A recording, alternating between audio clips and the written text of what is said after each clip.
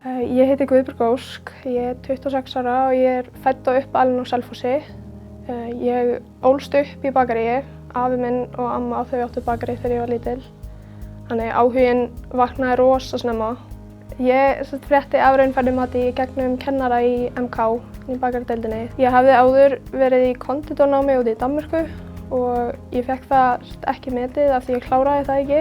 En út af raunfærni matinu þá fékk ég í rauninni að sleppa fyrsta og öðrum bekk og tók það bara þriðja bekk og ég slapp þá hana við alveg 2 heil ár af námi sem ég var í rauninni búin að taka úti. Ég upplifiði raunfærni matið sem bara rosalega þægilegt og auðvelt ferli. Ég hélt þetta yrði miklu flóknara en leið og ég fór á stað í ferli þá var þetta rosalega einfalt. Ég myndi útskýra raunfærni mat sem ferli þar sem menntun og hæfni þín er metin. Ef ég ætti að segja eitthvað eitt við eitthvað sem er að hugsa að fara í raunfærni mat, þá myndi ég segja drífðu þig, kláraðu þetta er ekkert mál.